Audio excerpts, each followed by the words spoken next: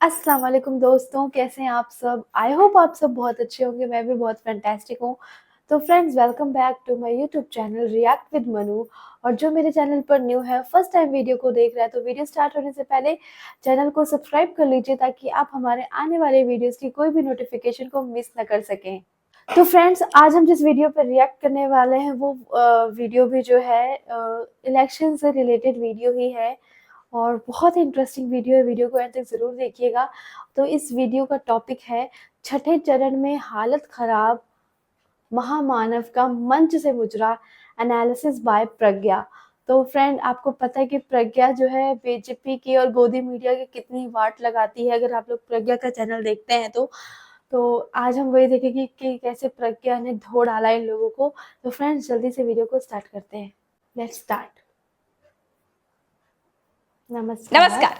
छठे चरण का चुनाव खत्म हो गया। अब सिर्फ एक चरण का चुनाव बाकी है। 1 तारीख के एग्जिट पोल में पता चल जाएगा कि देश में किसकी सरकार बनेगी। 543 सीटों में से 486 सीटों पर अब वोटिंग हो चुकी है। 28 राज्यों में से 20 राज्यों में चुनाव खत्म हो चुके हैं। अब देश में कुल 57 सीटों पर ही वोटिंग बाकी बची है। तो भाइयों बहनों, अब सवाल ये है कि भाई छठे चरण में क्या हुआ, छठा चरण कौन जीता। तो चलिए शुरू से शुरू करते हैं। छठे चरण में जब सुपड़ा साफ होने लगा तो इन भाई साहब को सबसे ज्यादा तकलीफ हुई और मुजरा कराने लगे। इंडिया अलायंस को अपने वोट बैंक की गुलामी करनी है तो करें,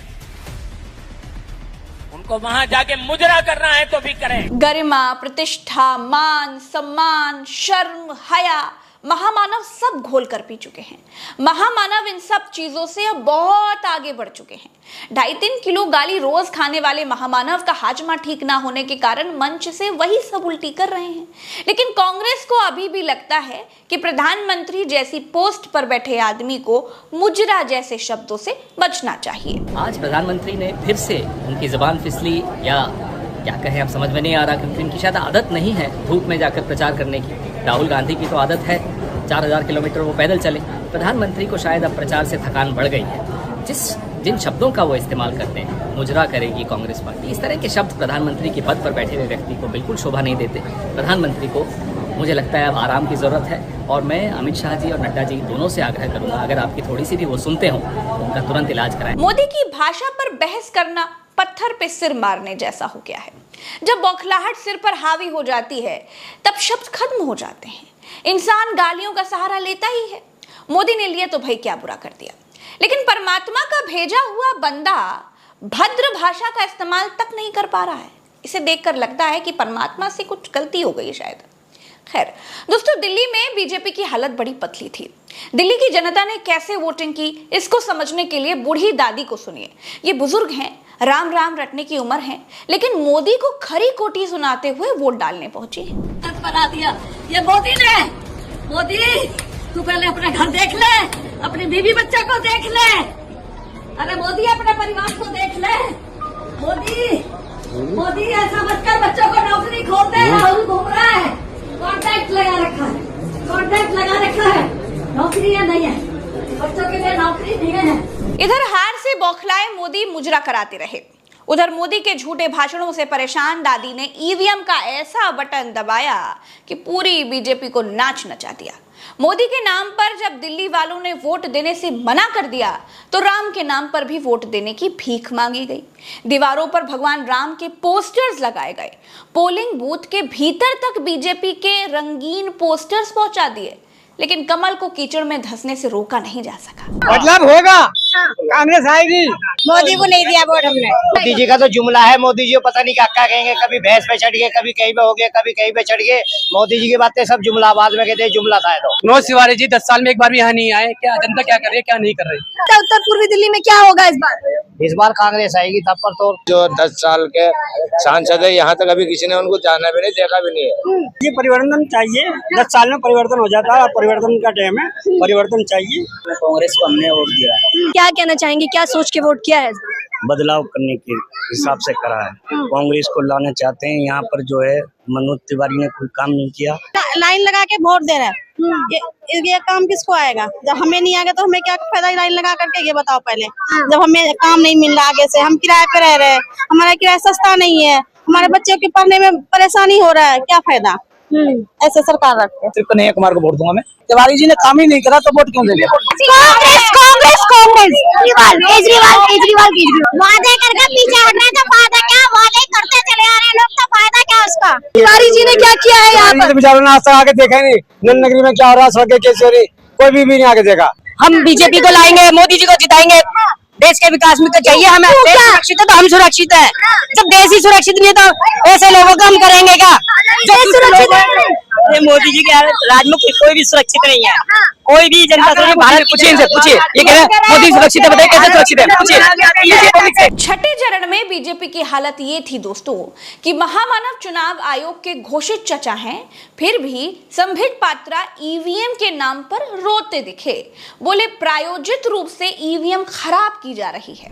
पूरी टाउन में बहुत सारे बूथ पे ईवीएम मशीन काम नहीं कर रहे हैं और कहीं ना कहीं लोगों को ऐसा लग रहा है कि एक प्रायोजित रूप से ये किया जा रहा है।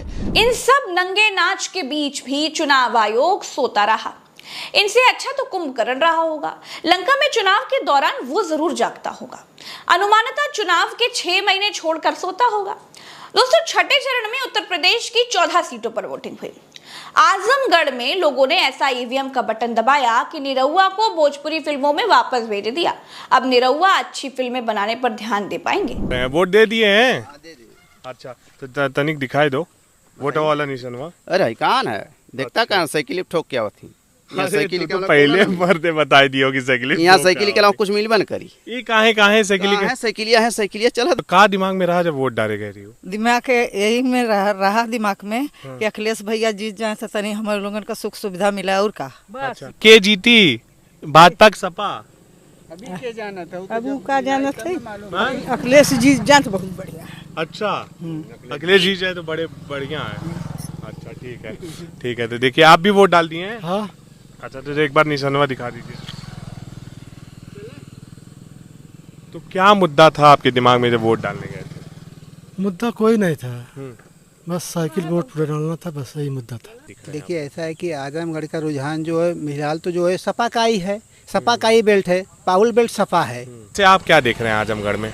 आजमगढ़ समाजवादी पार्टी है, चेंज करना है इसलिए। हाँ, 10 सालों से हम लोग इनका देख चुके हैं। महंगाई, बेरोजगारी, यही सब चरम सीमा पे है, गरीबी है। क्या मुद्दे रहे जिसको लेके वोट डालने गए थे? महंगाई, बेरोजगारी सबसे बड़ी समस्या है। अच्छा, आजमगढ़ में क्या रुझान देख रहे हैं? आजमगढ़ में सपा की दोनों सीट निकल रही हैं। मुद्दे क्या रहे? नहीं, हम लोग तो अपने बचपन से जब भी वोट देना शुरू किया इसी पार्टी को वोट दे रहे हैं, सपा को।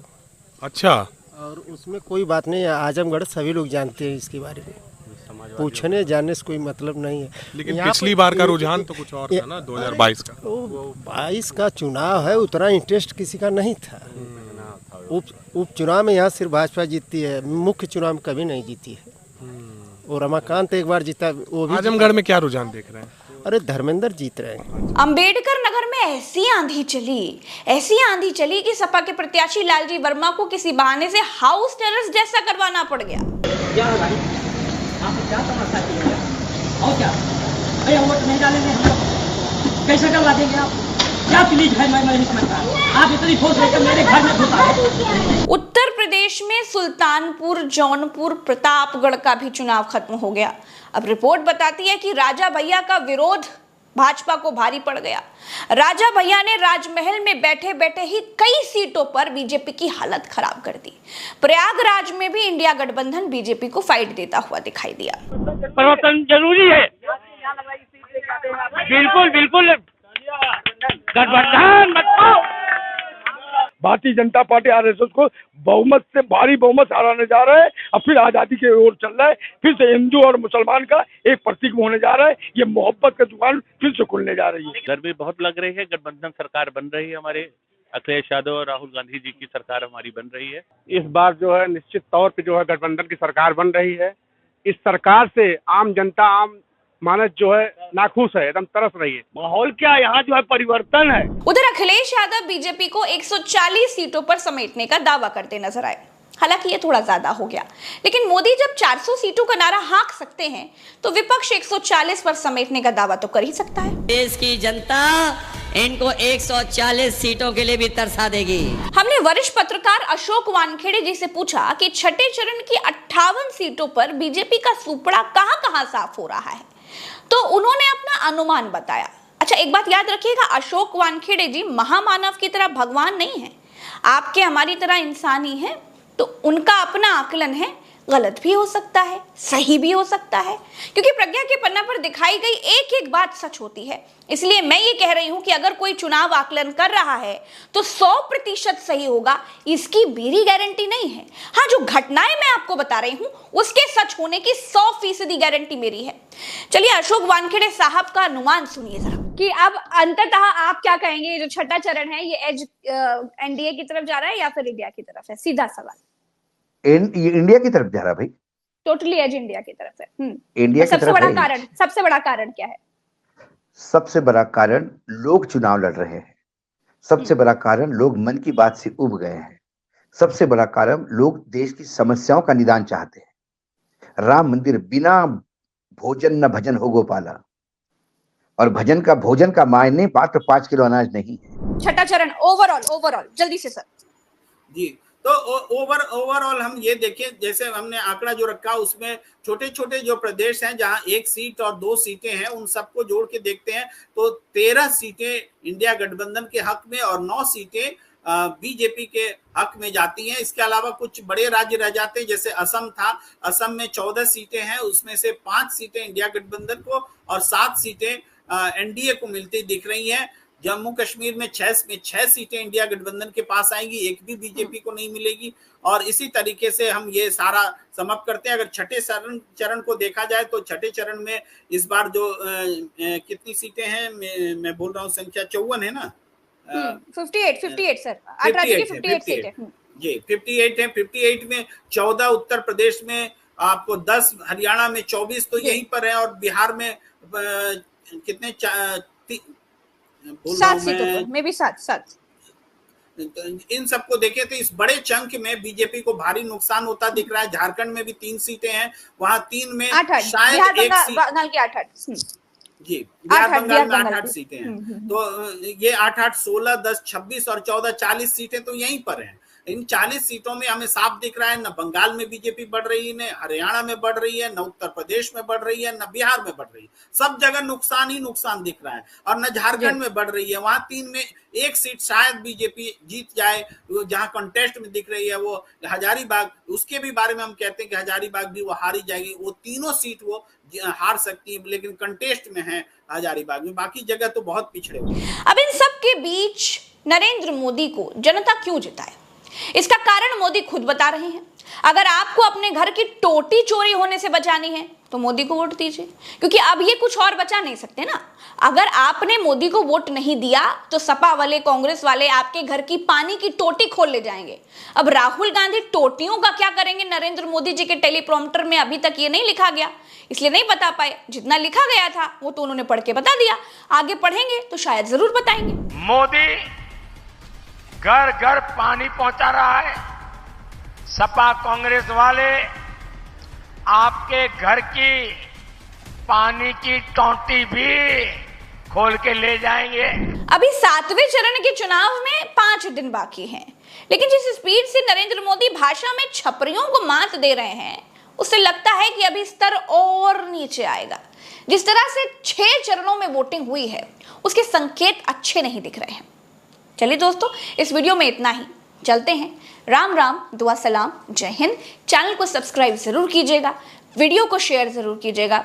हम बड़ी मेहनत से एक रिपोर्ट करके लेकर आते हैं, हमारा साथ दीजिएगा, मनोबल बढ़ाइएगा। नमस्कार। तो फ्रेंड्स, देखा आप लोगों ने कि लोग जो हैं शायद हमारी वीडियो को, और बहुत सारे लोग जो है वीडियोस बना रहे हैं इस बारे में कि मतलब जनता देश को बचाए और अपनी बुद्धि से काम ले। तो बहुत सारे लोगों ने अपनी जो है अकल से काम लिया है, और में भी हो सकता है कि इस बार जो है बीजेपी की सरकार ना बने, और बन भी सकते, कुछ कह भी नहीं सकते, क्योंकि देखो यार, पावर में तो यही लोग हैं ना, तो क्या करेंगे क्या नहीं करेंगे कुछ कह नहीं सकते। लेकिन जो ऊपर वाला चाहेगा वही होगा, जो उनकी मर्जी होगी अल्लाह की वही हो सकता है। बाकी हम लोग तो दुआ करेंगे कि भाई बीजेपी की सरकार ना आए और बस सत्ता में कांग्रेस आनी चाहिए। और किसी ने मुझे एक कमेंट किया था कि क्या तुम ऐसे ऐसे इतना गंदा कमेंट किया था किसी ने, तो मैं उसे बोलना चाहती हूँ कि भाई साहब पहली बात तो ये कि चलो ठीक है, मैं जो कुछ भी बोल रही हूँ वो मेरी मन की बात है, ठीक है। मैं आपकी तरह दूसरे के मन की बात सुन नहीं रही हूँ, ना ही मैं आपकी तरह अंधभक्त हूँ, ना मुझे किसी ने पैसे दिए हैं। पहली बात तो मैं किसी के लिए अच्छा ही बोलूँ, लोगों को समझाने का काम कर रही हूँ, गंदा वर्ड मैं कोई यूज नहीं कर रही तुम्हारी तरह, क्योंकि तुम तो एक अंधभक्त हो। और अंधभक्त क्या बोलेगे, जैसे मोदी जी को ही देख लीजिए, जो इतनी बड़ी पोस्ट पे होने के बावजूद, जिन्हें लोग भगवान समझते हैं, जो अंधभक्तों के देवता हैं, साक्षात ईश्वर है, जब उनके मुंह से ऐसे अभद्र शब्द निकल सकते हैं, तो तुम्हारे मुंह से निकलना तो लाजमी है, क्योंकि तुम उनके अंधभक्त जो ठहरे। तो तुमने जो भी तुम लोग गंदी गालियां दे रहे हो, कमेंट कर रहे हो, तुम अपनी माँ बहनों को भी ऐसे ही कहते होंगे घर में, तो तुम्हारी ना परवरिश ही ऐसी है। तो तुम लोग बोलते रहो, भौंकते रहो कुत्तों की तरह, मुझे इससे कोई फर्क नहीं पड़ता। मैं सच बोलती हूँ, सच ही बोलती रहूंगी। मैं हिंदू हूँ, मैं मुस्लिम हूँ, या मैं डबल ब्लडेड हूँ, क्या हूँ मैं, वो उससे तुम्हें कोई फर्क नहीं पड़ता। मैं एक इंसान हूँ और लोगों को जागरूक करना मेरा काम है, ठीक है। और ये वीडियो भी मैं इसीलिए बना रही हूँ ताकि जो लोग अंधभक्ति में डूबे, जो लोग अपनी सोच समझ से, जिन लोगों के आंखों पे पट्टी बंधी हुई है मोदी के नाम की, वो पट्टी खुल सके, ठीक है। और तुम्हें गालियां देनी है मुझे, तो भर भर के गालियां दो, क्योंकि मुझे उससे घंटा फर्क नहीं पड़ता। और मैं ऐसे वीडियोस बनाती रहूंगी दोस्तों। जो लोग मुझे सपोर्ट करते हैं, लाइक एंड शेयर जरूर कीजिए वीडियो को। एंड अब हम आपको मिलेंगे नेक्स्ट वीडियो में, तब तक के लिए अल्लाह हाफिज, दुआओं में याद रखिए।